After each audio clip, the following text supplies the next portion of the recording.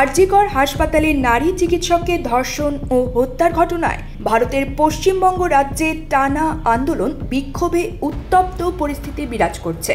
ঘটনায় জড়িতদের সুষ্ঠু বিচারের স্বার্থে প্রতিবাদকারীরা রাজ্যটির মুখ্যমন্ত্রী মমতা ব্যানার্জির পদত্যাগ দাবি করছেন। তবে মমতা এই বিক্ষোভের পেছনে বিজেপি সহ বিরোধীদের জড়িত থাকার কথা বলছেন। এ নিয়ে পাল্টাপাল্টি বক্তব্য, হুমকি এবং মামলা দায়েরের ঘটনাও ঘটেছে। এমন পরিস্থিতিতে দেশটির ক্ষমতাসীন দল বিজেপি সরাসরি মাঠে নেমে পড়ায় আন্দোলন নতুন মাত্রা পেয়েছে। সব মিলিয়ে মুখ্যমন্ত্রীর পদে থাকা নিয়ে কঠিন চ্যালেঞ্জে পড়েছেন মমতা ব্যানার্জি। প্রাপ্ত খবর অনুযায়ী এরই মধ্যে মমতার বিরুদ্ধে এফআইআর দায়ের করেছেন সুপ্রিম কোর্টের আইনজীবী বিনীত জিন্দাল।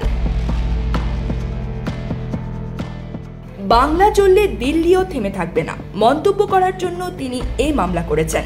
বৃহস্পতিবার দিল্লির পুলিশ কমিশনারের কাছে দায়ের করা এই মামলায় বিনীত জিন্দাল লিখেছেন, দলের ছাত্র পরিষদের সভায় মমতা বলেছেন, বাংলা জ্বললে আসাম, বিহার, ঝাড়খণ্ড, ওড়িশা ও দিল্লি জ্বলবে।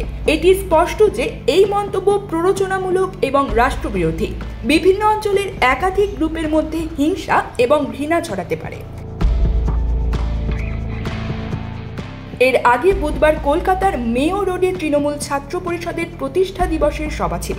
সেই সভা থেকে আরজিকরের ঘটনায় দোষীর ফের ফাঁসির সাজা চান মমতা।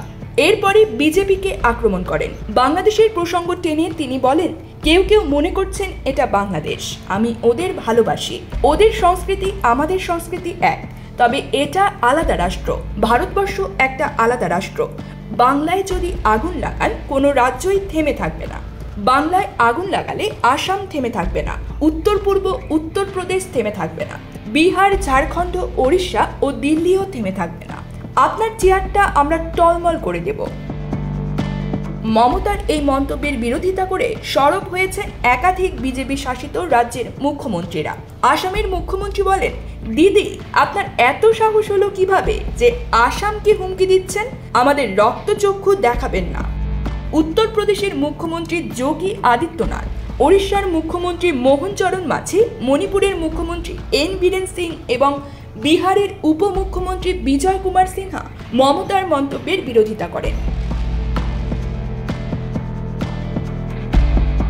এদিকে মাঠের আন্দোলন সম্পর্কে জানা গেছে, আন্দোলনকারীরা বলেছেন তাদের রাস্তা থেকে এক চুলো সরে যাওয়ার প্রশ্ন নেই। সুবিচারের দাবিতে আন্দোলন জারি থাকবে, আবার কাজেও ফেরা হবে। প্রাপ্ত খবর অনুযায়ী এই বক্তব্যের জের ধরে টানা কর্মবিরতি থেকে সরে গতকাল থেকে আরজিকর হাসপাতালের জুনিয়র চিকিৎসকরা চালু করেছেন টেলিমেডিসিন পরিষেবা।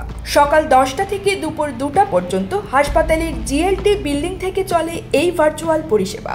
তবে ডাক্তাররা রোগীদের যে প্রেসক্রিপশন দিয়েছেন তাতে লেখা থাকছে, আরজিকরের বিচার চাই বা অপরাধ চক্রের বিনাশ চাই, উই ওয়ান্ট জাস্টিস।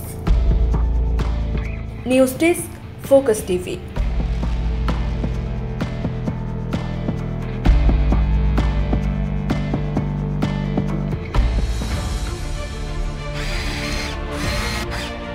আলোতে থাকুন, ফোকাসে থাকুন, হাত রাখুন প্রজন্মের হাতে।